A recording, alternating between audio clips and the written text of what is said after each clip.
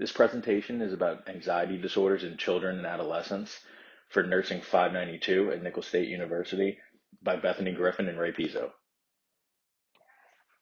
So the purpose of these learning objectives is to provide mental health practitioners with the expertise and abilities required for the thorough evaluation, treatment, and assistance of children and adolescents dealing with anxiety disorders, all while following established clinical practice guidelines.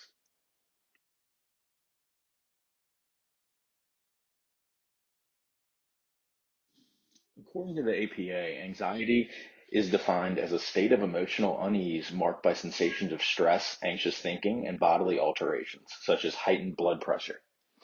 People with anxiety disorders often have ongoing concerns, intrusive thoughts, or anxieties that are excessive in relation to the situation, event, person, object, or the perceived threat. They might steer clear of situations due to their concerns. Although anxiety and fear are often used interchangeably, they differ in nature, so it's important to understand the difference between anxiety and fear when working with children and adolescents. Anxiety is seen as a future-oriented, enduring reaction that broadly addresses an uncertain threat, whereas fear is an appropriate, present-centered, and fleeting response to a clearly identifiable and specific danger. Care should be taken to distinguish symptoms of an anxiety disorder from normal developmental fears and behaviors. So the signs of anxiety in kids resemble those in adults, with some additional physical and behavioral indicators. The distinction between specific anxiety disorders can usually be made considering the context of symptoms and their triggers. In children and adolescents, physical symptoms associated with anxiety disorders are usually related to the activation of the autonomic nervous system. The most pronounced autonomic nervous system activation occurs during panic attacks, which can accompany any anxiety disorder. These symptoms usually include sweating, heart palpitations, chest tightness, nausea, dizziness, chills, and some muscle tension. Additionally, behavior responses that suggest an anxiety disorder include avoiding certain activities, objects, individuals, or expressing reluctance to engage with them. Children may exhibit some behaviors such as crying, tantrums, or clinging when they're faced with or anticipate involvement with a particular situation, event, person, object, or a threat. It's crucial to understand the varied signs and symptoms of anxiety disorders in kids. It allows for early intervention, which can prevent the disorders from worsening and helps improve their quality of life by addressing the often debilitating impact of anxiety on academic performance and social relationships, and just overall well-being. This empowers providers to collaborate with teachers, parents, and caregivers and offer tailored support, reducing stigma around mental health issues and enabling accurate diagnosis to prevent misdiagnosis.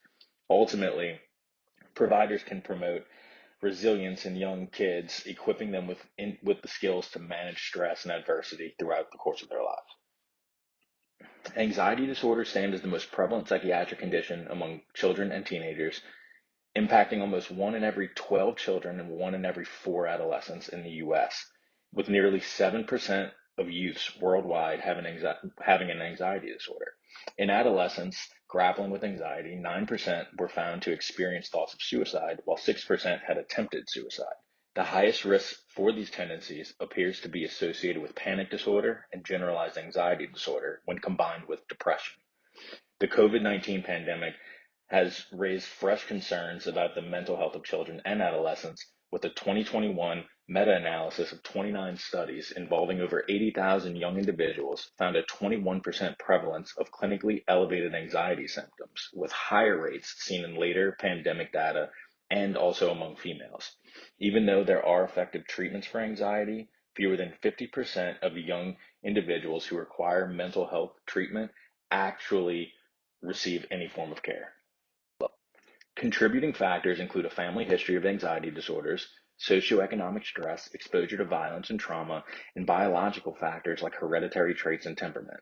The emergence of an anxiety disorder can be anticipated by traits like cautious behavior, heightened autonomic response, or persistent negative emotions. Additionally, factors related to parents and their parenting style and the presence of insecure attachments may also contribute significantly to the development of these disorders. In recent years, the heightened attention has been directed toward the impact of social media usage and online content engagement on anxiety symptoms and the potential for anxiety disorder development in this demographic.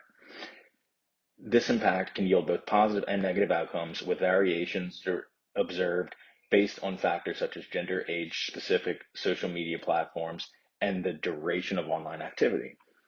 Key drivers for increased social media engagement involve the fear of missing out and the pursuit of validation, which can lead to heightened general anxiety symptoms, which are more prevalent in boys, and body image related anxiety, which is more prevalent in girls.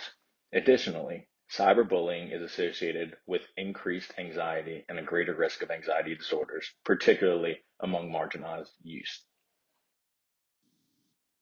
So diagnosing anxiety disorders in children and adolescents requires a comprehensive evaluation that considers multiple factors. Um, the first step with this is your clinical assessment. Begin with a thorough assessment to gather info about the child's symptoms, behavior, and their history. This may involve interviews with the child and their parents or guardians, whether separately or together, or both. Um, the interview of the patient you should have a developmentally sensitive approach that may use multiple age-appropriate assessment techniques. You should be able to identify the child's symptoms, like specific symptoms. Common symptoms in kids and adolescents may include excessive worry, fear, restlessness, irritability, muscle tension, avoidance of certain situations, refusal to go to school, things like that. You should also consider the child's developmental stage.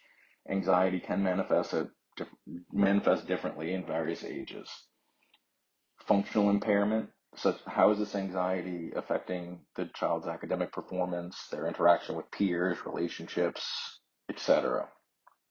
You should determine if the anxiety symptoms have persisted for at least 6 months and have, in fact, caused significant distress or impairment in the child's life. Anxiety symptoms that come and go might not meet criteria for disorder. Consider the cultural and socio-demographic factors that may influence the expression and experience of anxiety. Make sure you gain collateral from multiple sources, including teachers, counselors, other caregivers. You just want to make sure it's comprehensive.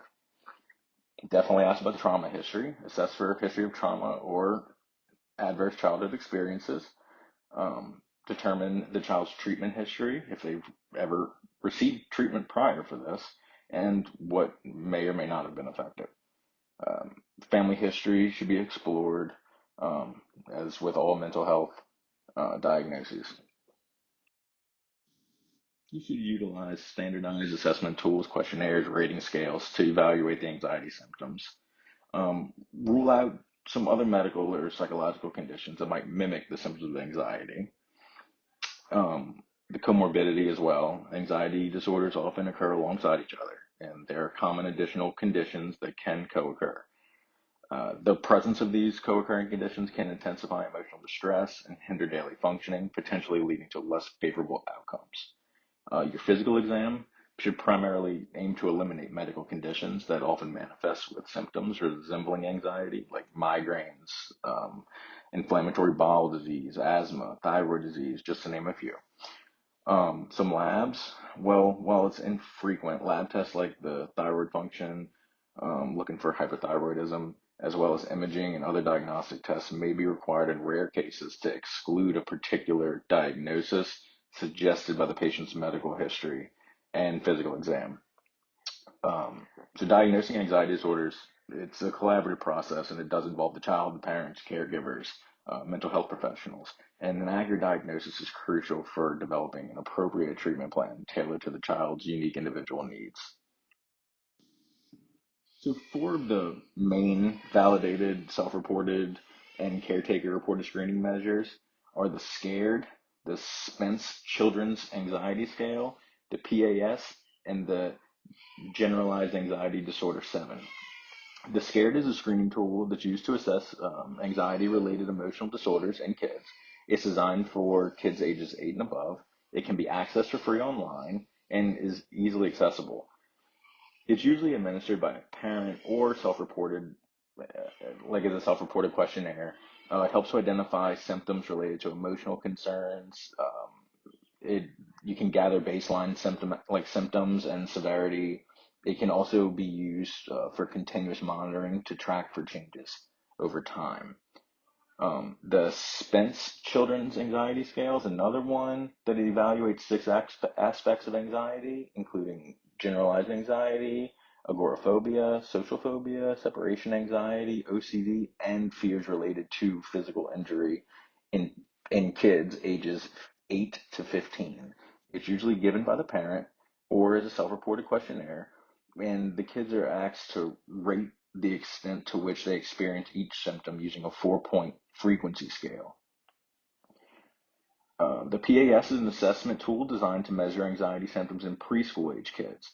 It consists of 29 items and is completed by a parent or guardian and is specifically adapted for use in children between the ages of 30 months to 6.5 years. The Generalized Anxiety Disorder 7 is a self-report questionnaire and typically used with individuals 11 and up. It consists of 7 questions and is the more commonly used anxiety questionnaire that is seen in practice. So when you're doing your assessment for anxiety, you should definitely rule out some medical differentials. Some of those are asthma, heart palpitations, diabetes, hyperthyroid, lead poisoning, medication side effects, migraines, substance use. There's many. This chart on this slide shows you the studies that you can use to rule out these certain um, disorders. So some of the other mental conditions that present similarly to anxiety disorders include ADHD, like the distractibility and restlessness component, depression, that often presents with like insomnia, somatic complaints, bipolar disorder with the irritability, restlessness, OCD, the intrusive thoughts, avoidance, reassurance seeking, psychotic disorders with the social withdrawal, agitation, autism, and other learning disorders as well. Anxiety disorders, particularly GAD, often occur alongside each other, and there are common additional conditions that can co-occur, including depression, ADHD, OCD, autism, behavioral issues, and disorders like conduct disorder, bipolar disorder, eating disorders, learning disorders, language disorders, and substance-related disorders.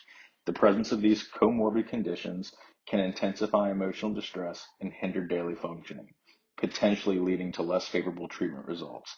Each comorbid condition may necessitate its own unique treatment plan and can influence the choice of treatment for the primary anxiety disorder.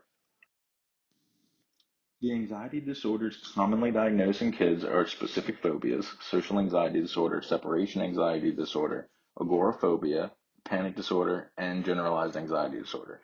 Each disorder often onsets during a specific developmental phase.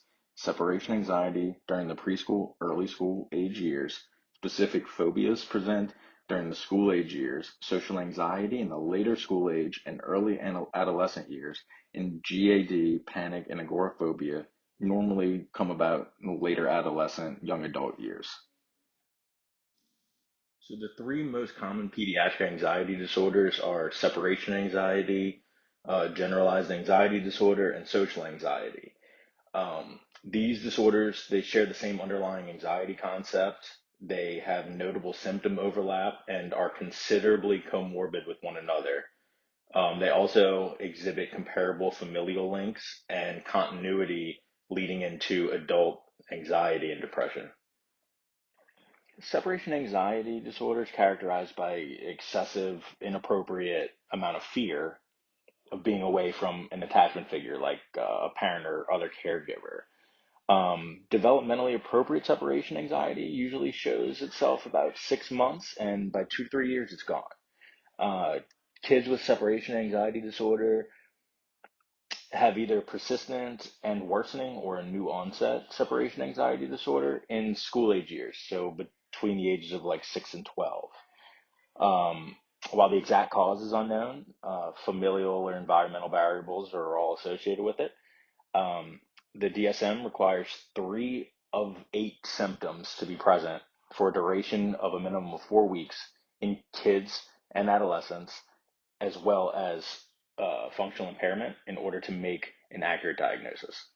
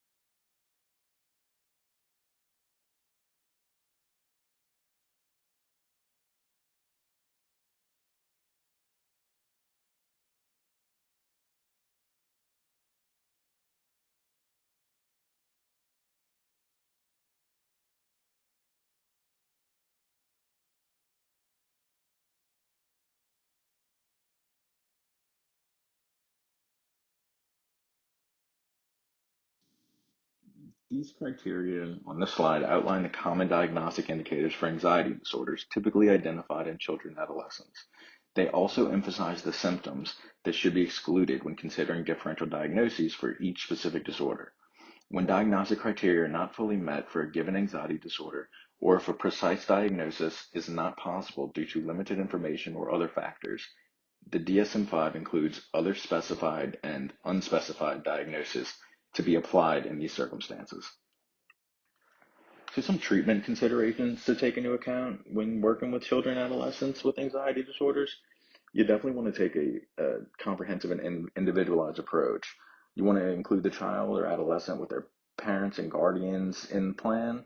You want to be culturally sensitive, consider their background, the beliefs of the child and the family, tailor the treatment to the child's age, developmental level, and incorporate interests to enhance engagement and motivation.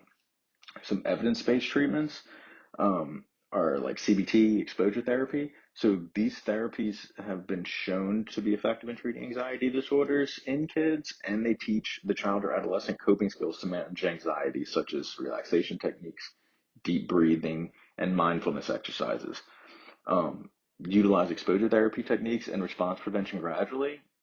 Exposure to anxiety provoking situations combined with response prevention, like not engaging in avoidance behavior, is a central component of effective treatment by helping to prevent the recurrence of anxiety symptoms and promoting long term resilience.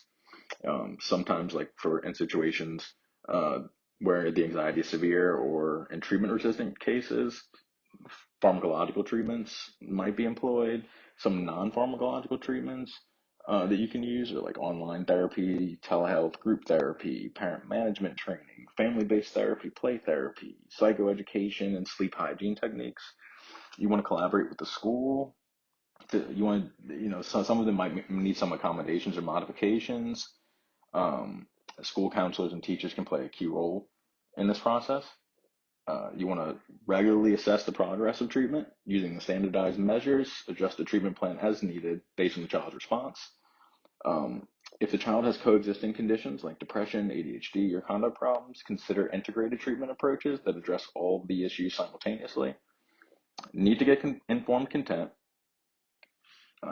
The informed consent and clinical practice, obtaining this, discussing the five key components, which are the diagnosis, the purpose of the treatment, the associated risks and benefits, alternative treatments, and their pros and cons, as well as the potential outcomes of declining treatment. To enhance understanding, methods like written materials and standardized consent forms can be used. Additionally, ensuring comprehension can involve asking for a summary of the information provided and engaging in discussions until clarity is definitely achieved. Proper documentation of this informed consent process serves as evidence that patients and parents or their guardians were well informed and prepared to provide consent for treatment. And you want to take a team approach. You want to work collaboratively with other providers, therapists, case managers, pediatricians, as well as the school, counselors, and the parents in order to address any other mental health or medical concerns.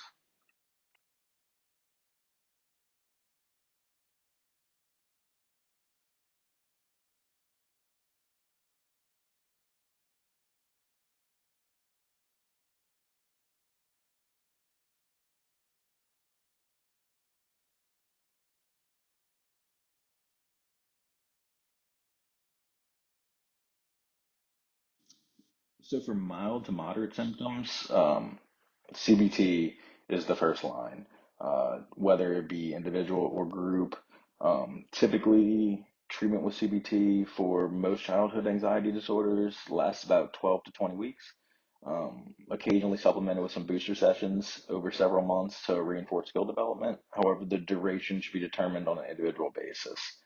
Um, CBT consists of two integral parts, the alteration of cognitive patterns related to thoughts and the modification of behavioral patterns, which are related to actions. Cognitive restructuring is a fundamental facet of CBT, and that aids in children or adolescents in heightening their own self-awareness. Some behavioral element employed, the behavioral element employs strategies like social skills training, relaxation techniques, exposure methods. Social skills training aims to reduce social anxiety by improving a child's confidence and competence in social interactions. Exposure techniques are employed to tackle avoidance behaviors. One commonly utilized exposure technique is systematic desensitization, which is a gradual and progressive exposure to feared stimuli. And relaxation techniques are usually taught to teach some stress reduction skills, such as deep breathing, progressive muscle relaxation, and mindfulness to help manage anxiety symptoms. So play therapy is particularly effective with younger children and allows them to express and explore their emotions and fears through play, art, and creative activities. Family-based therapy involves the whole family in the treatment process. It addresses the family dynamics and the interactions that may contribute to the child's anxiety. Group therapy allows the children and adolescents to interact with peers who share similar challenges. It helps provide support and other opportunities to practice social skills and anxiety management techniques. Parent management training and education helps provide information to the parents about anxiety disorders and helps them to learn strategies to support their child. They may be taught how to provide reassurance effectively and avoid behaviors that inadvertently reinforce the child's anxiety. Telehealth and online therapy helps provide therapy sessions via video conferencing or online platform, making treatment more accessible, especially in remote areas. Um, Providing psychoeducation about anxiety disorders to the child and the family is also very important. Understanding the nature of anxiety can reduce the stigma and increase motivation for treatment. If there is a history of trauma, ensure that treatment is trauma informed and takes into account the impact of trauma on these anxiety symptoms. To assist children and adolescents with anxiety disorders in managing their symptoms, a regular sleep routine is recommended. For overall mental health and for easing the symptoms of anxiety, getting enough sleep is absolutely crucial. So, as far as pharmacological treatment goes, SSRIs are the initial choice of meds for anxiety disorders. Um, That includes like fluoxetine, fluvoxamine, sertraline, escitalopram, paroxetine. The AACAP recommends SSRIs be offered to patients between the ages of 6 to 18 with social anxiety, generalized anxiety, separation anxiety, or panic disorder. SNRIs have also shown to be effective. Um, some would be like Effexor, Pristiq, or Cymbalta. However, duloxetine or Cymbalta is the only medication approved by the U.S. Food and Drug Administration for generalized anxiety disorder in children 7 years and older.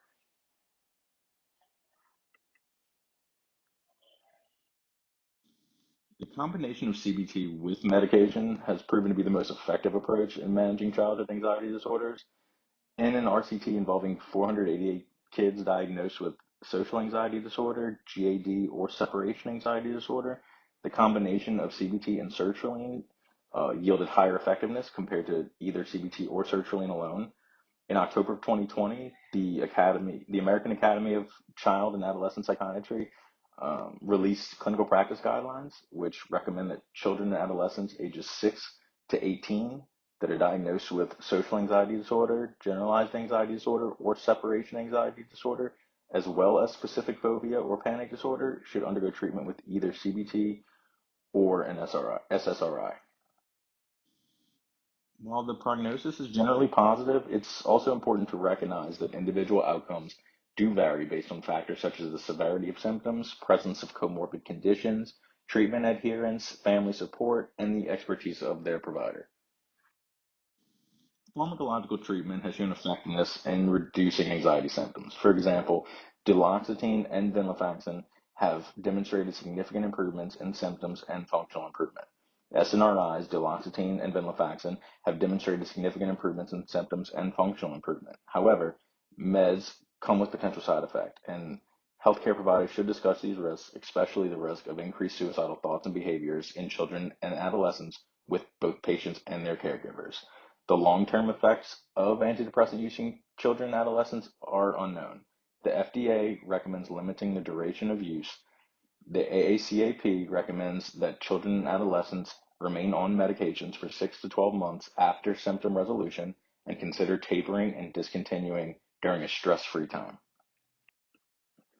So social learning theory basically says that people can gain new methods of thought or behavior solely based on their observation of how others react in certain situations. And this is different from behaviorism, being that in social learning theory, the person doesn't actually have to experience the event in order to change the way they think about it. They can change their thoughts by seeing how someone else reacts. And I feel like this is good for the pediatric or adolescent population because, as most people know, kids base their reaction to certain situations on how maybe their parents react or how their friends react, which can lead to certain phobias or anxieties around certain stimuli that they may never come in contact with themselves. So an example of this would be, say, social phobia being taught, whether directly or indirectly, that it's important to receive the approval of others. Um, like if a child sees her mom getting ready to go over to grandma's house, but the grandma, is very prim and proper, so the mom has anxiety about it, and then she starts changing her behavior when she gets to the grandma's house and starts becoming more rigid and formal. The child starts to associate the mother's anxiety and the change in behavior um, with her own insecurities and her own worries of when she would wind up going to the grandmother's house. And now she feels like she needs to behave this certain way too. So there develops a certain type of phobia and anxiety that was not experienced, more so it was observed via the mom. It was learned.